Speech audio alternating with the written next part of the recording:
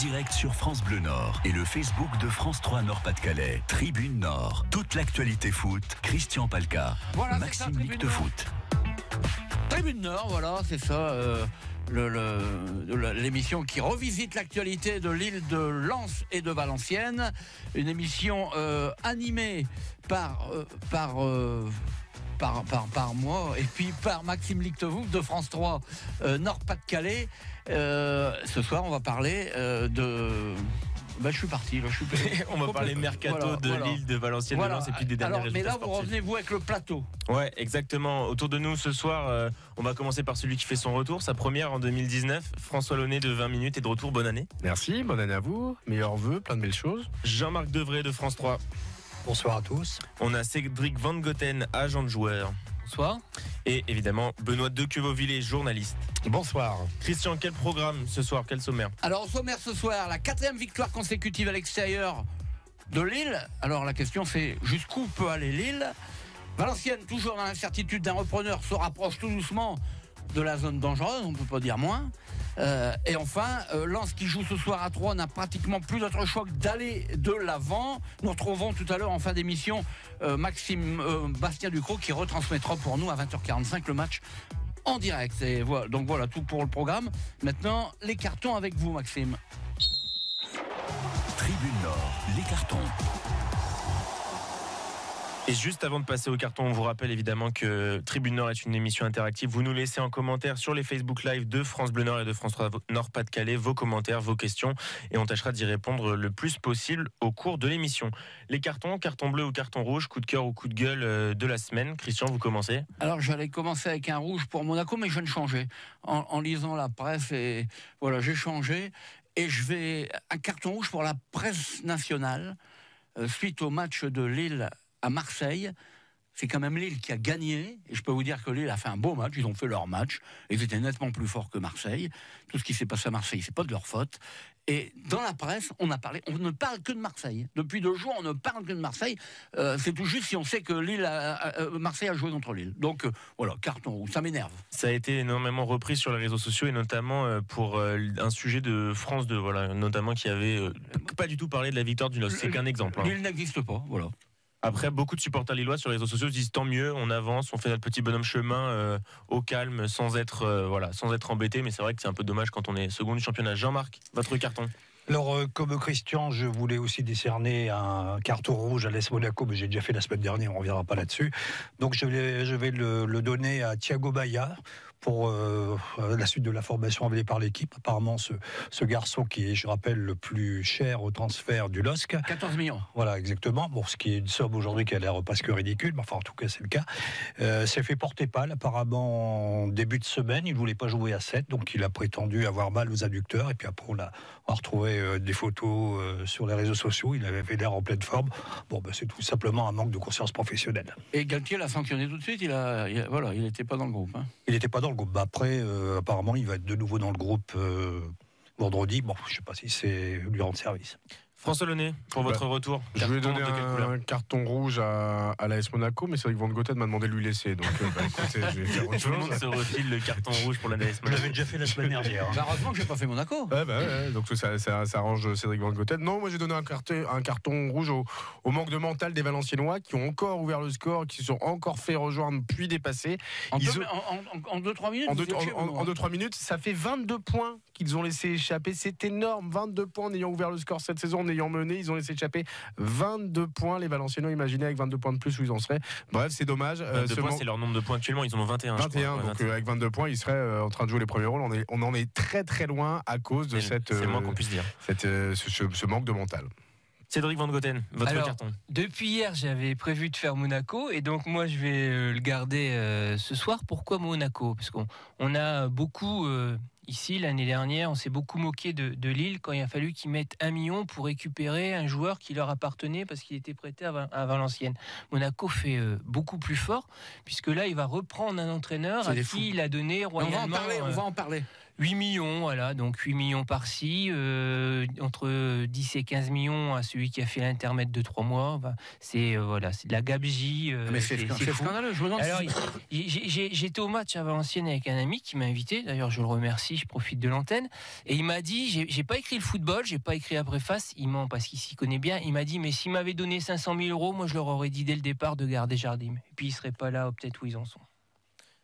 Benoît de Cobovillier, votre carton. Moi, devant tant de démagogie, j'aurais bien mis un carton bleu à l'AS Monaco pour cette autocritique qui consiste à reconnaître que Thierry Henry, que Thierry Henry n'est pas, malheureusement pour lui, un entraîneur à la hauteur.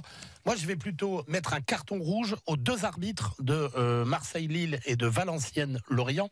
Alors, j'ai pas l'habitude de tirer sur le corps arbitral parce que je pense que l'arbitre est essentiel dans le jeu et il faut respecter les arbitres qui sont que des hommes et qui, de temps en temps, font des erreurs. Seulement, voilà, faut pas que les erreurs soient excessivement grossières. L'agression de Luis Gustavo sur Selic est absolument scandaleuse. J'ai revu le geste en long, en large, en travers. Ça méritait un carton rouge. Gustavo, c'est un spécialiste de ça. Oui, mais bon, c'est un excellent joueur. Mais sur ce geste-là, il mérite un carton rouge. Il n'y a aucune hésitation à avoir. Et l'expulsion de Sikou Niakhaté à Valenciennes, qui tue le match, qui tue les Valenciennois en 3 minutes, est largement excessive. Il n'est pas en position de dernier défenseur. Il ne commet aucun attentat sur le joueur adverse.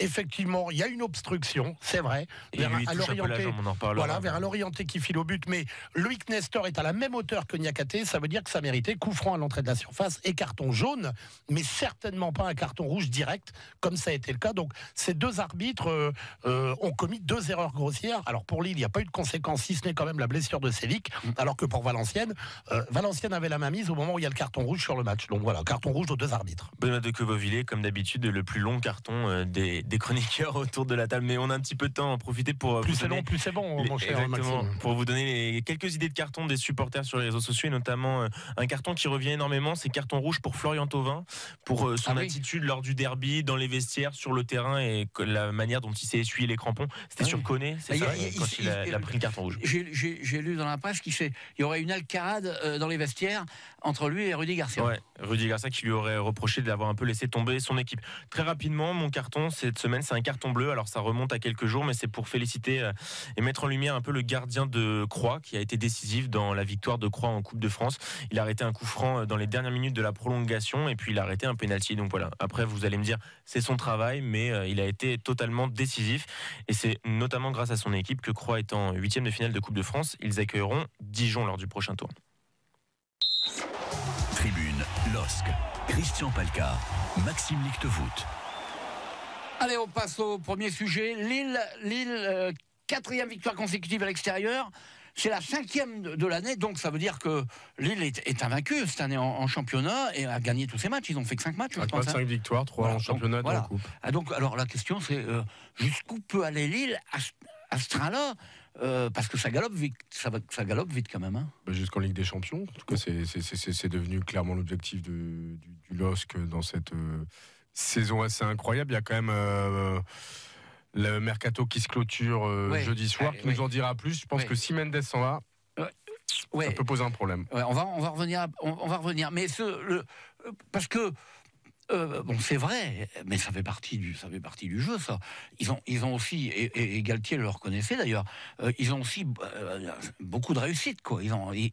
Autant l'année passée, il en faut, mon cher Christian. On est d'accord. Autant l'année passée, ils n'ont quasiment pas eu de blessés ou très peu. Peu de suspendus, donc effectivement ils ont la baraka qui ne devait pas leur passer. Et un phénomène devant. Voilà. Nicolas Pepe.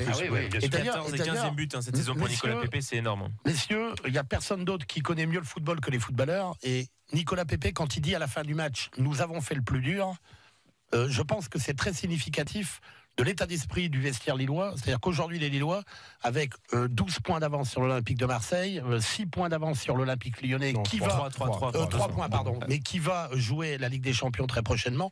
Je pense que les Lillois, ils sont intimement convaincus eux-mêmes qu'ils peuvent terminer deuxième. Nicolas Pepe, 3e meilleur buteur. et deuxième meilleur passeur. C'est quand même extraordinaire. Très complet, très très complet. Vous parliez de Lyon, j'étais à Amiens hier pour Amiens-Lyon. On a interrogé Jean-Michel Aulas à la fin de la rencontre. Pour lui, voilà, le match est déjà lancé avec Lille. Ils reçoivent le PSG la semaine prochaine. Il a dit non, ce match n'est pas du tout capital. Notre match capital, ce sera contre Lille à domicile au Groupama Stadium, parce que nous, on veut être deuxième pour être qualifié directement en Ligue des Champions. Et cette équipe a un grand joueur qui s'appelle Nicolas Pepe, et il a rappelé de façon très subtile.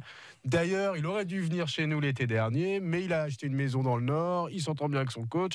Il y a plein de joueurs qui nous intéressent à Lille, mais bon, voilà, c'est comme ça. Une maison, ça se revend. Hein. Une façon de mettre un peu d'intox et de lancer un peu le. Voilà, et tous les joueurs lyonnais, vous répondez à la même chose. Il fallait pas qu'on lâche par rapport à Lille. Lille.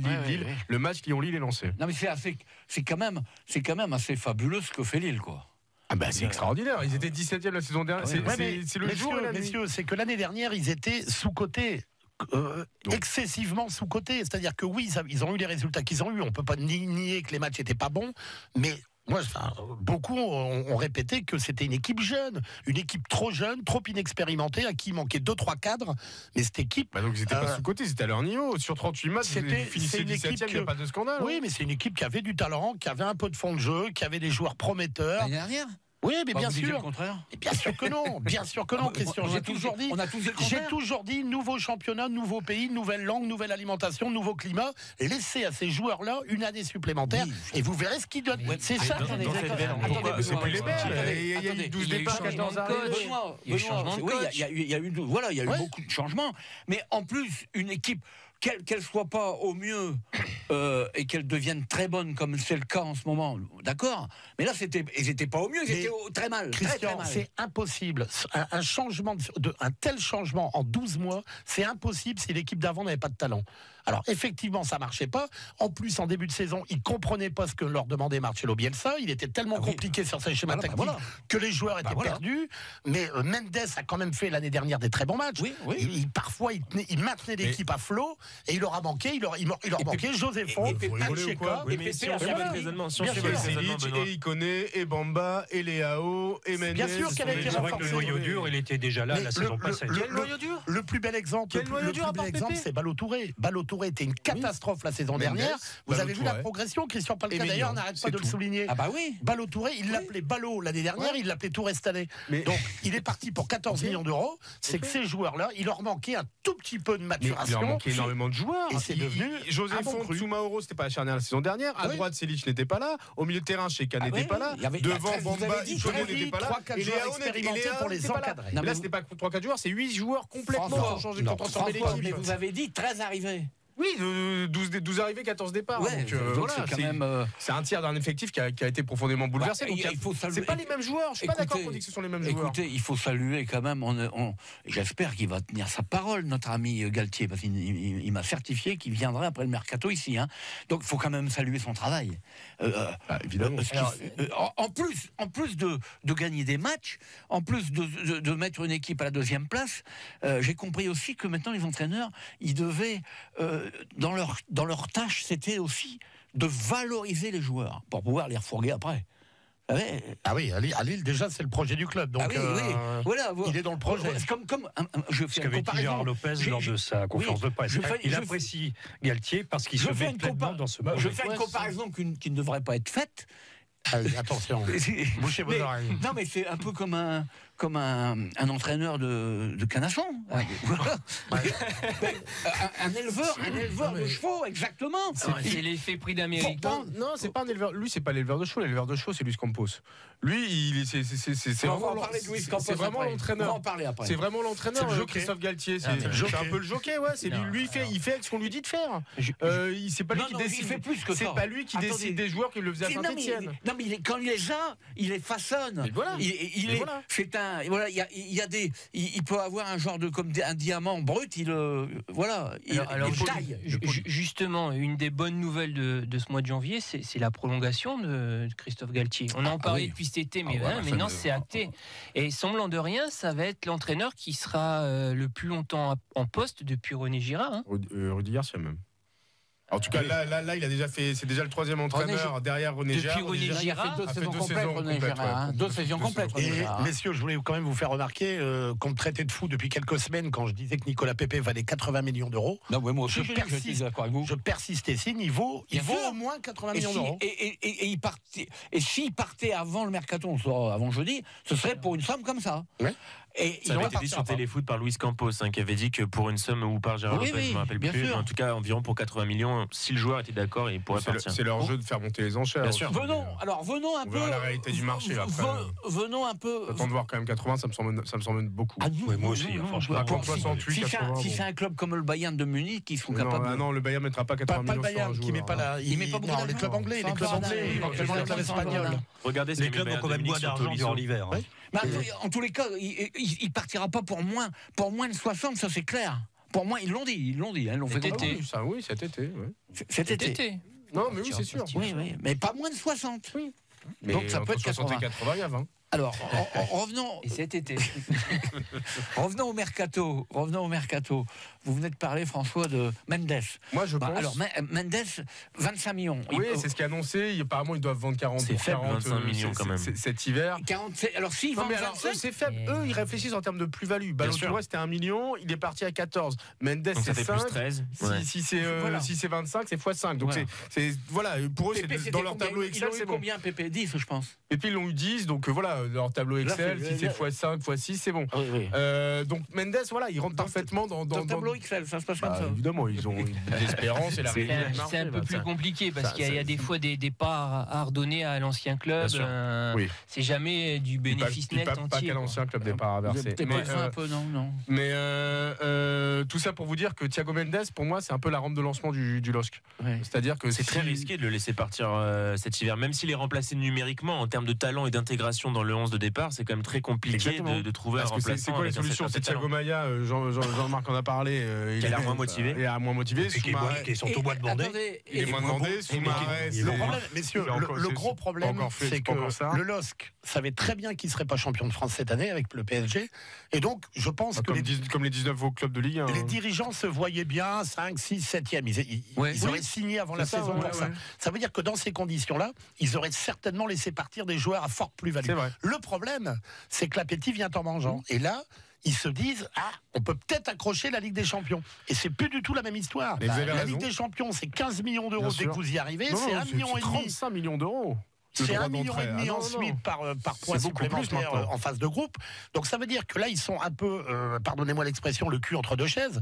Est-ce qu'on prend tout de suite 25 sur Thiago Mendes, voire 80 sur Pépé, ou est-ce qu'on attend d'aller en Ligue des Champions et de pouvoir faire le jackpot à partir de la saison prochaine? Il y a un proverbe qui dit un chien vaut mieux que deux tu l'auras. Non, mais c'est vrai parce que, Christian, les gens qui sont plutôt favorables au départ de Pépé, ils disent, imaginez que Pépé se fasse les ligaments croisés dans les prochains jours, dans les prochains matchs. Vous voyez quand même le traitement qui est réservé à des garçons comme Mbappé, comme Neymar.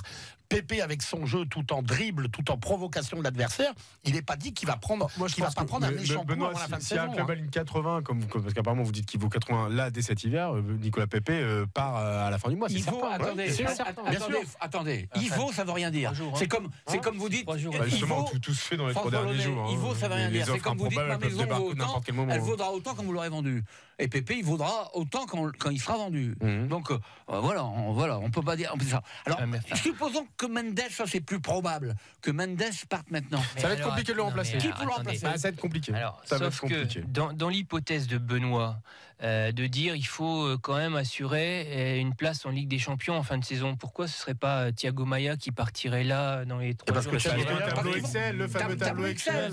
14 millions Thiago Maia aujourd'hui, il part pas pour 14 millions Thiago Maia. Attendez. Apparemment le LOSC avait prévu de vendre pour 40 millions d'euros. Gérard Lopez, il faut 25. Gérard Lopez, c'est un financier. Il sait aussi que il fait un investissement, il pense gagner, mais après il s'aperçoit, ils savent sacrifier aussi. Si Maia il fait pas quelque chose et qu'il peut pas faire monter sa plus-value, ils vont le lâcher. Ils vont dire tant pis. Mais Christian, ce sont pas des. Enfin voilà. S'ils font x5 avec Mendes et qu'ils font plus 1 et je vois pas comment ils feront plus 1 avec Maya, parce qu'aujourd'hui Maya vaut pas ce qu'il a été acheté. Ouais. Ils vont vite réfléchir, ce sera x5 Mendes. C'est pas, on n'est pas là pour faire du sentimentalisme. Messieurs, n'oubliez pas que le coach Galtier a validé le départ de Ballo-Touré parce que selon lui, Youssouf Koné avec un peu de match dans les jambes, ce sera aussi fort que Ballo-Touré. Et il l'a dit, ouais. Ça veut dire que je pense que s'ils ont validé le départ de Mendes, c'est parce qu'ils ont un plan B avec un joueur prometteur capable de remplacer Mendes. Je ne le vois pas actuellement au LOSC. Ça veut dire qu'il est très possible, il est tout à fait possible, comme c'est le jeu d'acheter pas cher, etc., de faire du bon business, ils vont peut-être faire venir un joueur à 7-8 millions d'euros avec un gros potentiel susceptible de remplacer Mendes en milieu de terrain. Moi, ce qui m'inquiète, c'est que vous avez déjà perdu Ballo-Touré qui a fait une très bonne première partie de saison. Vous avez peut-être perdu Mendes qui a fait une excellente première partie de saison. Et devant, hormis Pépé, Ikoné et Bamba mettent plus un pied devant l'autre, je trouve. Alors, passe décisive. C'est vrai que c'est moins bon. C'est moins bon qu'en début de saison. Donc, je pense que si vous... Moi, je pense que Mendes, c'est la base du jeu lillois cette saison. C'est lui qui trouve les bons espaces pour Pépé. Avec Tcheka. C'est une paire qui s'entend parfaitement. Ouais. Si vous déréglez, si vous en enlevez un, pour moi, ça change tout. Donc, à mon avis, ils sont conscients, les dirigeants du LOSC, de tout ça. C'est pour ça qu'ils hésitent à faire Mendes de cette deux autres transferts quand même qui sont un peu invoqués depuis pas mal de temps. Edgarié devrait partir pour Nantes. Il faisait partie de la rotation derrière. Il pouvait dépanner. Est-ce que c'est grave ou pas? C'est non, puisqu'il n'a quasiment pas joué. En défense centrale, il y a déjà Soumaoro et José Fonté. À l'inverse, ça bloque pour Bradaric. Alors au niveau le Croate que Lille essaie de recruter depuis pas mal de semaines, là par contre ça a l'air un peu plus bouché. Et puis on le verra peut-être ce soir à l'œuvre face à Lens. Mais il y a le Troyen Brian Mbeumo qui est apparemment l'ailier gauche de 19 ans, assez jeune, assez prometteur, qui est aussi assez suivi par le LOSC. Oui, puis il y a aussi Jérémy Pied qui peut dépanner à gauche, même si c'est plutôt totalement un arrière droit. Il a les deux pieds. Voilà, les deux, voilà. Merci bien pour ces mots-là. Là, il y a fait une semaine, Jérémy Pied, où lui qui manquait de jeu, il a joué, il a joué en Coupe de France, il a joué à... Mais mon cher Christian, la qualité d'un groupe dans le foot, c'est des gars qui gardent l'état d'esprit, même s'ils ne jouent pas pendant 3, 4, 5 mois, ils savent qu'à un moment donné, au jeu des blessures, les suspensions, ils auront leur chance. Et aujourd'hui, Jérémy Pied, excusez-moi, il est rentré comme un gant dans l'effectif lillois. Et c'est un vrai professionnel. Et puis nous, il nous oublie pas, c'est déjà intéressant. Cela dit, Pépé, il est venu parler spontanément après le match à Marseille. Vous ramenez toujours tout à vous, Christian. Est-ce qu'il me parle, est-ce qu'il me parle pas? Vous avez été malheureux quand vous étiez ici, quoi. Vous n'aviez pas de copains à l'école ou quoi? Mes collègues Fosseux et Sébastien Noé, ils étaient aussi contents parce qu'on a attendu longtemps. Je peux vous dire qu'on a attendu longtemps. C'était peut-être sa dernière, donc il vous a fait ça avant de partir, non? Non, mais je crois qu'ils ont fêté la victoire dans les vestiaires. Voilà. Il est 19h25. Dans un quart d'heure, ça va être. On a fini avec le LOSC. On reviendra tout à l'heure peut-être sur Campos et Monaco. On va trouver un petit temps pour parler de Campos et de Monaco. Voilà, 19h25. Dans un petit quart d'heure, c'est la revue du net, Maxime. On reviendra sur le match de Lille à l'OM à Marseille, qui a été aussi un sacré match sur les réseaux sociaux entre les supporters des deux clubs. On parlera de Pablo Chavaria, l'ancien capitaine du RC Lens, et puis de Ludovic Obraniak. Tribune VAFC, Christian Palka, Maxime Lichtevoet. Ludovic Obraniak, vous ne l'avez pas servi la semaine passée? Si, je vous l'ai servi la semaine passée, on en reparlera un tout petit peu pour confirmer ce dont on avait parlé vis-à-vis de Lambert Sarr, etc.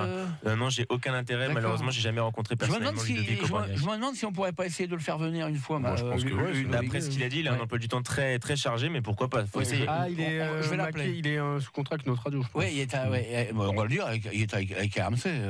Sont tous en contrat avec RMC. Sauf vous, on va le dire, sauf moi, sauf vous.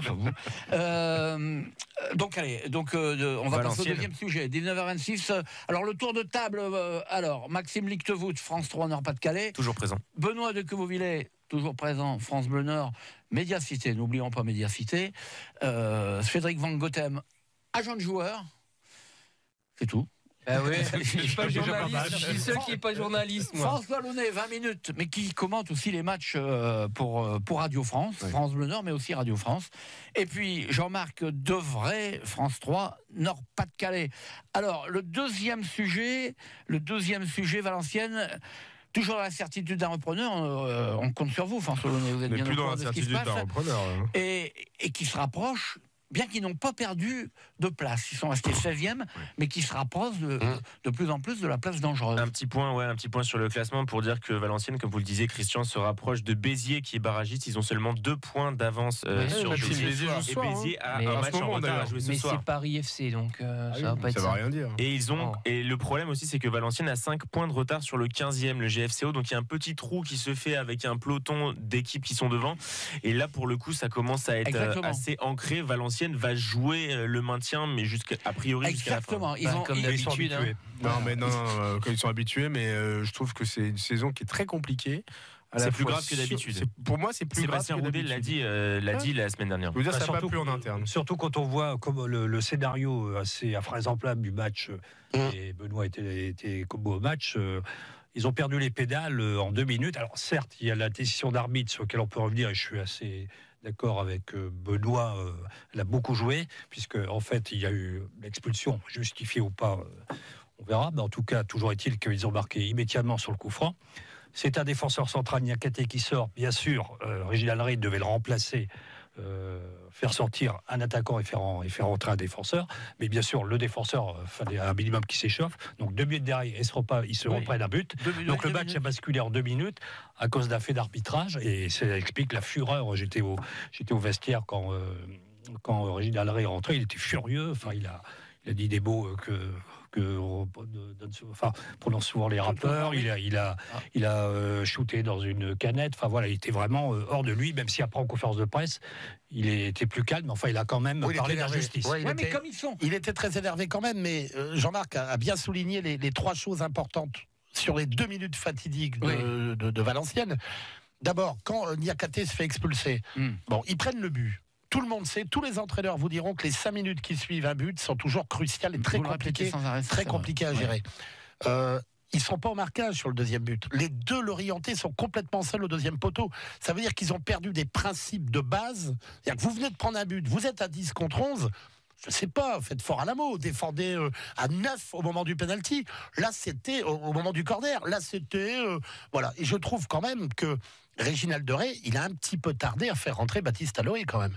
C'est Masouema qui est redescendu en défense centrale. Il fallait qu'Aloé n'était pas prêt, il fallait qu'il s'échauffe. Et donc, des blessures. Oui, non, mais j'entends bien que c'est compliqué, surtout en première période. En deuxième mi-temps, les joueurs sont en train de s'échauffer. C'est peut-être plus simple à faire rentrer, mais il y a quand même, on a senti un flottement à tous les niveaux, dans la défense valenciennoise, sur le replacement, sur le marquage. D'ailleurs, Eden Masouema nous a dit, je vais revoir les images, parce que c'est anormal qu'un joueur soit tout seul dans la surface de réparation. Je ne sais pas qui a oublié le marquage. À ce niveau-là, on ne peut pas oublier le marquage. Mais c'est anormal. Il n'y a même plus besoin d'être étonné à ce niveau-là, comme vous dites. Valenciennes a la pire défense de Ligue 2, 39 buts encaissés. Je vous le disais tout à l'heure. Mais ça n'explique pas la naïveté, François. La naïveté, je vous l'ai expliqué. Ils ont ouvert le score.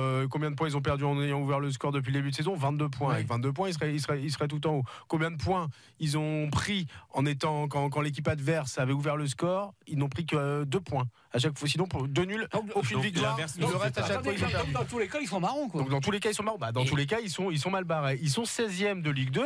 Alors, moi, j'ai des gens qui disent ouais, mais ça va, il y a plus faible que. C'est ce que dit Masouema après le match. Il dit je suis pas du tout inquiet.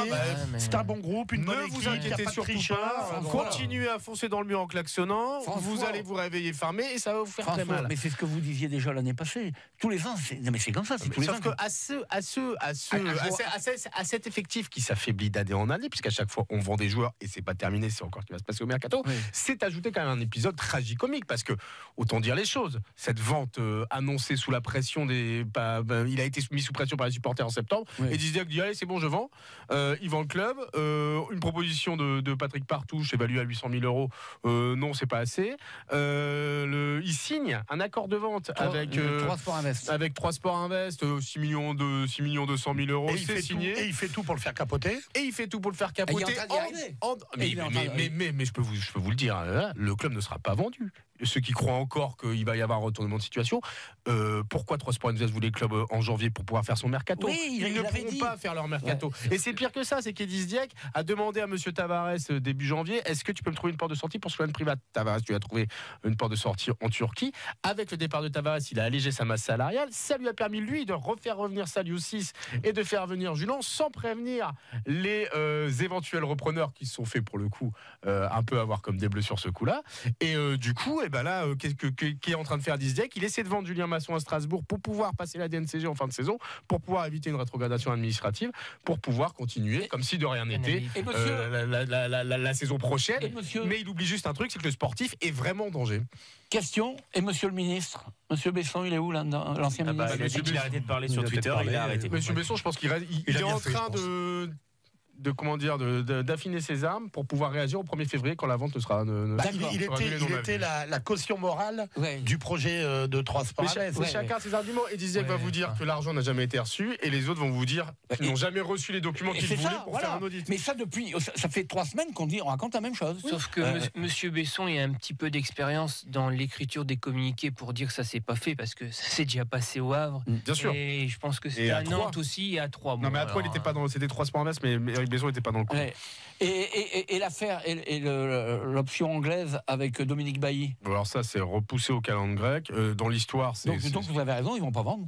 Ah mais Disdiac n'a jamais voulu vraiment Christian, vendre. ne vous méprenez pas. Ils peuvent très bien vendre mi-février. C'est-à-dire qu'avec 3 sports Invest, le protocole ne tient que jusqu'au 31 janvier. Mais après, s'il y a un repreneur crédible qui amène des garanties, ils peuvent vendre le 4 février, le 5 mars. Mais vous croyez que le repreneur va dire: je vais acheter un club mi-février, 16e de Ligue 2, avec un risque de descente nationale? Ce serait vraiment le dernier des imbéciles pour faire ça. Moi, ce qu'on m'a dit dans le projet anglais, c'est que oui, ils pourraient revenir à la charge, mais pas avant le mois de juin. Ils vont attendre de voir comment tout ça va se terminer. Certes, mais la règle du commerce, vous savez, plus vous achetez une entreprise en difficulté, plus elle peut vous coûter le minimum. Évidemment. Donc aujourd'hui, il y a quand même des gens. Vous n'avez pas pour le risque d'acheter au mois de mars sans avoir pu faire de recrutement réel. Une équipe qui peut avoir le risque. Fin mars, elle a 11 points d'avance sur la zone de relégation, ce ne sera plus du tout le même problème. Mais 11 points d'avance, c'est Disdiac sera plus vendeur. Il y a un élément. C'est le serpent qui se mord la queue. Oui, mais il y a un élément qu'il ne faut pas omettre, c'est que la trésorerie valenciennoise n'est pas au mieux. Ils viennent encore de prendre un prud'homme. Il y a le prud'homme de Pento qui est en train d'arriver. Farouk a gagné. Farouk a gagné. Ils ont des litiges avec des prestataires qui ont été jugés par le tribunal de commerce. Ouais, mais ça, c'est des petites sommes. Non, 950 000 euros que réclame Dupont-Restauration. Dupont-Restauration. Non, ça veut dire que le club de Valenciennes, à un moment donné, risque d'avoir quand même des gros soucis de trésorerie. En termes de mercato, messieurs, sur les réseaux sociaux, on pose pas mal de questions sur les Facebook Live de France 3 Nord-Pas-de-Calais et de France Bleu Nord. Il y a Mehdi Guezoui qui a résilié son contrat, qui est attaquant. Pour l'instant, il n'est pas remplacé. Un joueur d'expérience qui avait 34 ans. Bien sûr. Kantari rejoint le staff. Alors pourquoi Kantari rejoint le staff, et donc ça va faire encore quelqu'un. Oui, mais Chambly, alors attendez, Chambly, ils vont peut-être monter en Ligue 2 de nationale. Donc au final, Chambly, il est mieux structuré que certains clubs de Ligue 2. 2 joueurs qui faisaient sans doute partie des gros salaires de l'effectif. Guezoui et Kantari. Environ, j'ai pas envie de dire de bêtises, environ 30 000 euros. Ça libère 30 000 euros de masse salariale. Avec par mois. Pardon ? Par mois ? 30 000 euros par mois. Avec cette somme de masse salariale, ce dégraissage de masse salariale, ils vont pouvoir faire un joueur, voire 2. Ils cherchent absolument un défenseur expérimenté. C'est vrai qu'il y a urgence. Là, vous ne pouvez pas continuer comme ça. Question à ce propos de Stéphane qui nous dit qui pour remplacer Kantari. Il y a Dimitri qui avance, qu'il y aurait notamment 2 pistes, Gaëtan Bong, je crois, et Florentin... Gaëtan Bong Pogba. Ouais, il y a un ancien Valenciennois. Florentin Pogba qui, si je ne m'abuse, est à Tours actuellement en national. J'ai un peu raté. Si c'est ça. Est-ce que vous en avez entendu parler? Est-ce que ce sont 2 pistes probables ou je sais pas? Mais ce sera une question financière, mais de toute façon. Ils n'ont pas de sous. Mais alors si, ils viennent de libérer ce que je vous ai expliqué. 30 000 euros. Vous pouvez faire un bon joueur. Ils vont pas acheter un joueur à 5 millions d'euros. Ça, c'est le problème. En plus, ils peuvent plus. Le problème, c'est qu'ils risquent de se séparer de Julien Masson. Strasbourg revient à la charge. Et ils peuvent plus. Thierry Loret veut Julien Masson de cet hiver. Ils peuvent plus avoir des joueurs en prêt. Alors voilà, ils auraient aimé avoir Julien Masson, le vendre à Strasbourg et le récupérer en prêt pour finir la saison. Mais ce n'est pas possible. Bah oui. Strasbourg a déjà fait une proposition, a priori autour de 800 000 euros. Pas assez pour Valenciennes qui en espérerait le double. Donc là, il rêve. Si cette somme-là, demandons à notre ami agent qui arrive dans les caisses du club spécialiste, ça vaut combien Julien Masson? Julien Masson, fin de saison dernière, ça pouvait coûter 4 millions. Vous rigolez ou quoi? Si, un club de Ligue 1 qui avait absolument envie de l'avoir, s'il y avait un peu de concurrence entre des 4 clubs. Millions. Mais avec bonus compris. Thiago Mendes est venu à Lille, on a dit tout à l'heure, pour 5 millions. C'est autre chose. Le marché a explosé depuis l'arrivée de Neymar au Paris Saint-Germain. Les chiffres d'il y a 2 ans sont plus du tout valables. Je dis bien bonus compris. Après, messieurs, n'oubliez pas Bon, qu'Ediziek mais est j'avais peut-être en train de faire un... pas- Pardon, excusez-moi, je vous coupe, mais un calcul sur les futurs droits télé. C'est peut-être aussi pour ça que les prix des Il y a joueurs un autre augmentent. calcul, mais j'en parle après. Mais sauf que malheureusement pour le joueur, il fait pas la même saison que l'année dernière, Masson. Non, il a pas Non. beaucoup joué, il a été beaucoup blessé. Et alors, mon dernier copain François Launay est un petit peu optimiste quand il dit que la vente de Masson réglerait le passage devant la DNCG en fin de saison. Pour moi, ça suffira pas. Il faudra beaucoup plus que ça. Alors justement, le beaucoup plus que ça, et sur quoi mise Edis Dieck pour rassurer la DNCG? Il y a eu la vente de Masson, mais il y a 12 joueurs de l'effectif qui sont en fin de contrat. Ouais, mais ça veut Il dire fait que ça va libérer de la masse Attendez, salariale. cela dit, de plus en plus, en parlant d'Edis Dieck, je me dis quand même, moi je ne le connais pas, je n'ai pas des rapports extraordinaires avec, on n'a pas de rapport. Mais je me dis quand même que ça fait plusieurs fois que je m'aperçois, il n'est peut-être pas...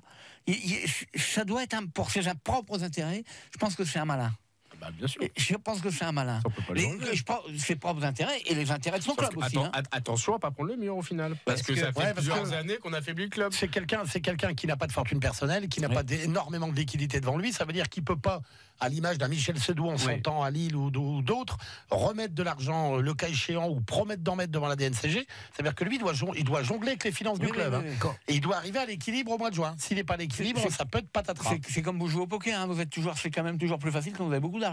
Quand vous me dites Masson à 4 quand vous millions... êtes une table que vous avez le plus d'argent, c'est vous qui avez le plus d'argent, c'est quand même plus facile. Allez-y. Quand vous me dites Masson à 4 millions, c'est impossible. C'est pas moi qui dis ça, c'est Si Kouniakaté, c'était 4 millions à Guingamp cet été. Donc c'est pas si impossible. C'était pas si impossible que ça, vu la saison du garçon de l'année dernière.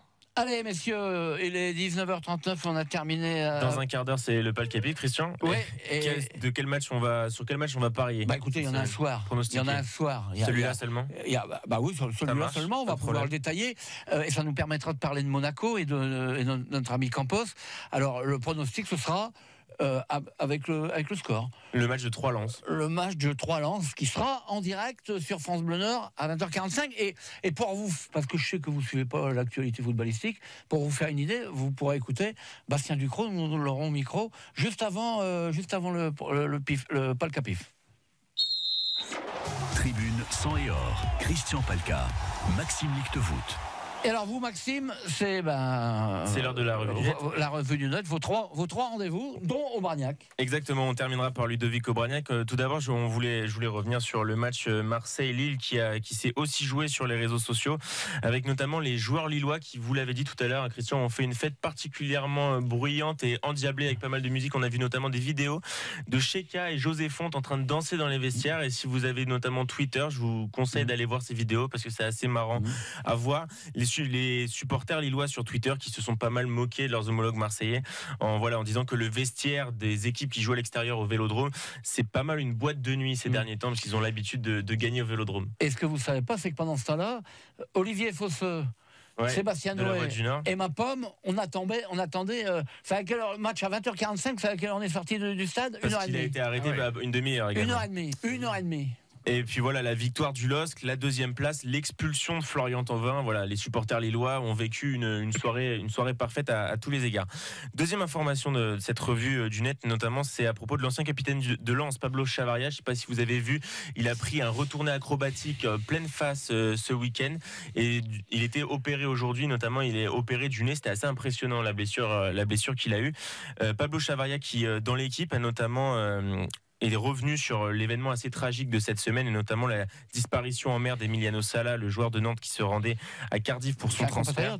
Exactement, un compatriote. Ils n'avaient jamais joué dans le même club, mais ils se croisaient souvent lors des matchs et avaient l'habitude de discuter. Et effectivement, Pablo Chavaria qui a dit dans l'équipe qu'il était évidemment très triste, qu'il priait et gardait espoir. Pablo Chavaria qui, comme beaucoup d'autres joueurs de Ligue 1 et du championnat de France, appelait à ne pas abandonner les recherches. Et les recherches, elles ont repris hier, puisque la cagnotte en ligne a dépassé les 300 000 € nécessaires à la relance des recherches. Et puis la dernière information de cette revue des réseaux sociaux, on en parlait déjà un peu la semaine dernière, c'est Ludovic Aubragnac qui maintenant, comme on l'a dit, est consultant sur RMC. Il va reprendre le foot progressivement à Lambersart, en Régional 3. Il l'a dit notamment dans un entretien dans La Voix des Sports aujourd'hui. Après, il a aussi été honnête, il a dit qu'il ne pourrait pas venir à tous les entraînements, il est impliqué un peu partout, mais c'est quand même une belle pioche pour Lambersart. Mais Lambersart, ils ont un plan, ils ont enrôlé appelé un ancien professionnel, Maton, c'est ça, hein, Mathieu Maton. Et le gars, depuis qu'il est là, il fait un travail. Il a entraîné Marquette. Ils sont en train. Oui, je me rappelle. Donc c'est un bon entraîneur. Ouais, il a joué à Marquette, il a entraîné Marquette. Et là, ils sont en tête de leur championnat. Donc 4 points d'avance. Ludovic Aubragnac qui a indiqué qu'à terme, il fallait un projet, il fallait bien travailler, mais que le club de Lambersart avait sa place, d'après Ludovic Aubragnac, pour monter en National 3. Donc quand même 3 divisions au-dessus de celles qu'ils ont, actuellement. C'est une ville huppée. Alors moi, je connais beaucoup de Lambersartois. On en a un ici d'ailleurs, on va pas le nommer, mais à la radio, on en a un ici. Hein. Totalement. Voilà, une ville bien bourgeoise.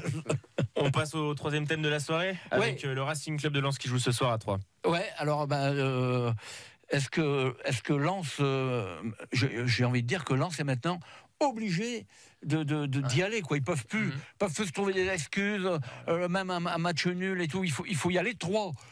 3 qui est 10e au classement, je crois qu'ils sont plus dans la course. Si. C'est malheureux perdant ce soir. Non, mais, attendez, si 3 est encore dans la course, on va pas s'alarmer pour Lens qui est quand même.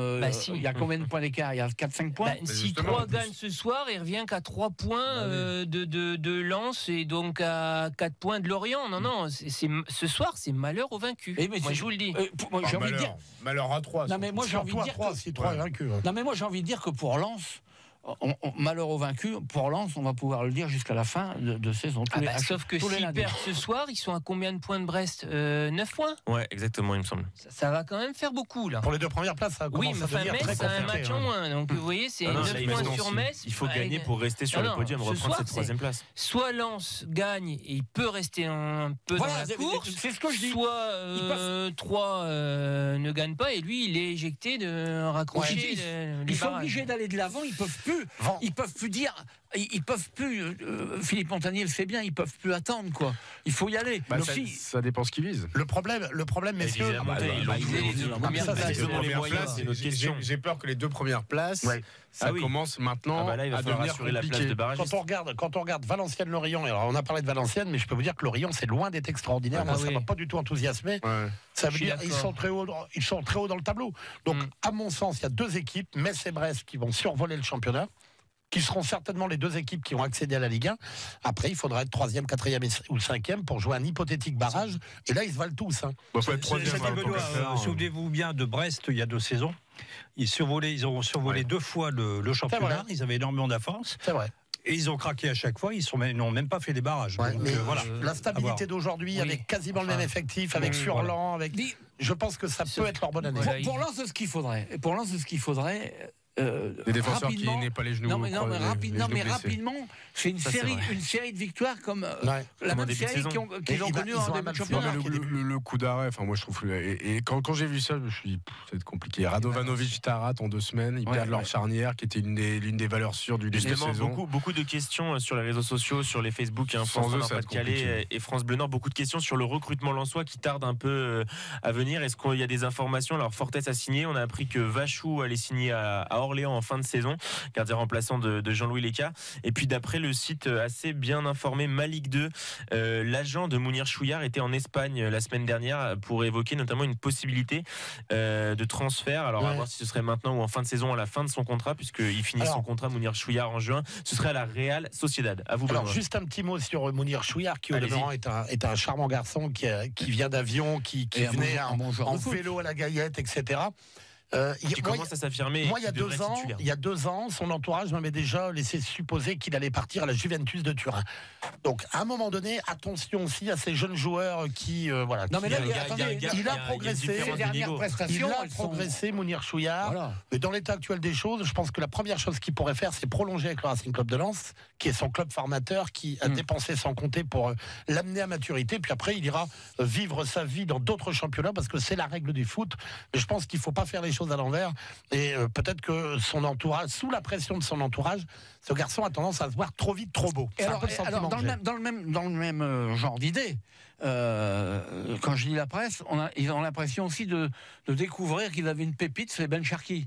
on va pas s'emballer non plus. Sur Ben Sharkey. non. Il y a marqué 2 buts, mais Ouais. Alors, Christian, juste un petit mot aussi. confirmation. ça demande confirmation.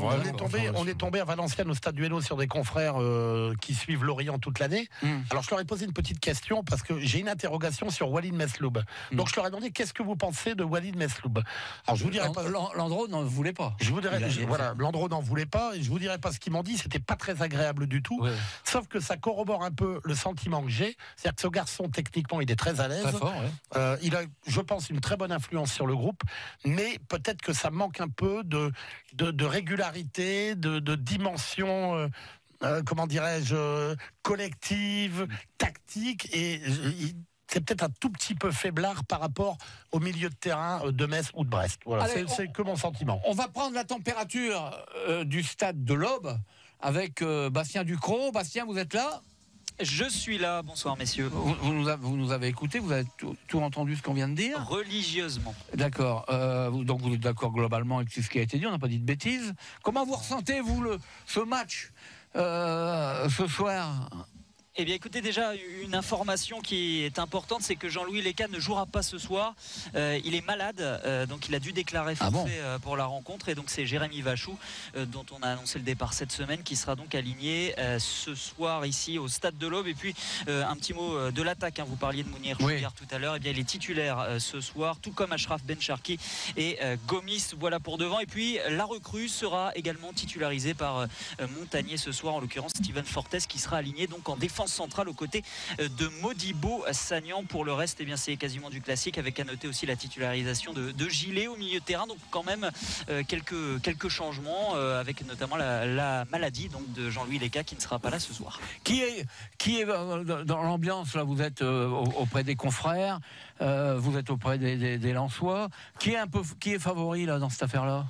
Ah bah justement, c'est la bonne question, mais les équipes vont certainement se rendre coup pour coup. Il y a de grosses qualités aussi du côté de Troyes, des qualités qu'on connaît bien du côté de Lens, hein.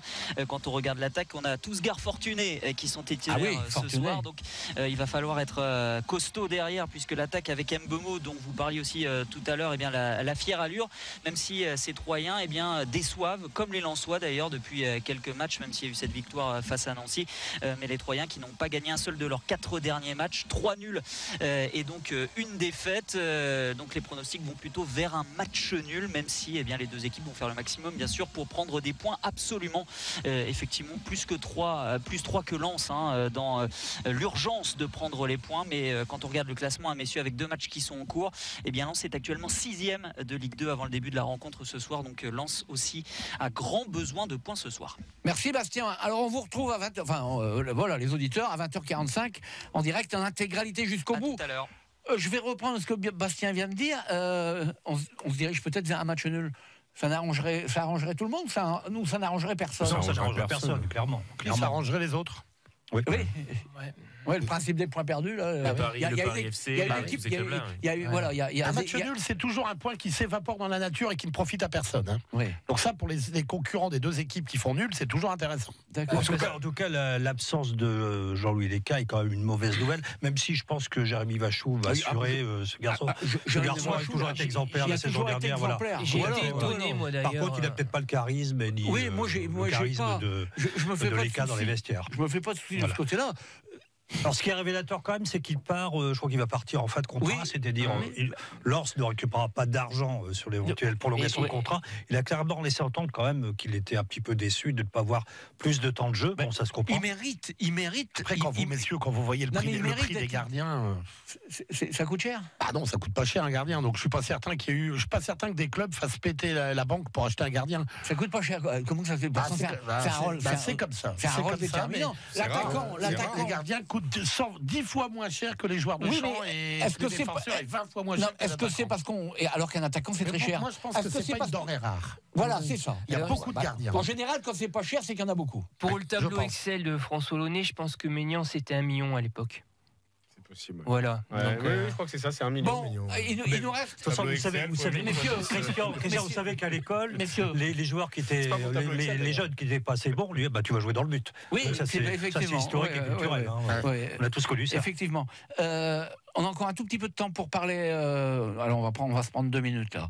On ira plus vite pour faire le pas le capif. Monaco, on va taper dessus, j'ai envie de taper dessus.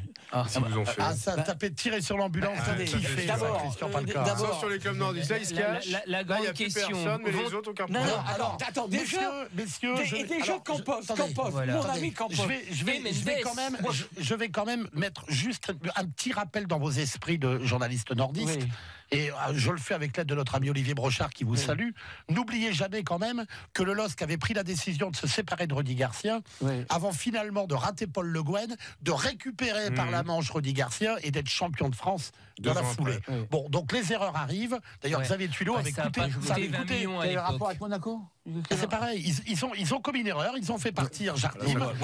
Pas persuadé. Non mais Christian, vous êtes le roi pour Non mais parler 20 après millions, coup. 20 000, non mais millions. vous rigolez, on peut se demander, non mais vous vous rendez Il y a des compte? contrats, mon cher. Non mais faire la, non mais c'est complètement fou. Mais non, mais c'est de la gestion n'importe quel humaine. cadre haut dirigeant, il fait un truc comme ça, le mec est bien. C'est de la gestion humaine ridicule, c'est du très mauvais management, c'est de la mauvaise gestion des ressources humaines de la part des dirigeants monégasques, mais ils honorent les contrats. Rappelez-vous, Laurent Blanc a été viré par le PSG après avoir re-signé un mois avant, il a pris 30 millions d'euros. Enfin, voilà. Alors, Rudy Garcia sur la sellette alors qu'il a prolongé fin octobre. Et comme Boiré avait Exactement. prolongé quand il a été. Exactement, il a pris 3 ou 2 ou 3 millions Autre d'euros. chose, et là je me. Et on dit ça comme si c'était 10 ou 20 euros, c'est incroyable. Autre chose, C'est l'économie du foot. Là je vais me flageller moi-même, parce que l'année passée, j'ai accusé ce pauvre Campos de tous les maux.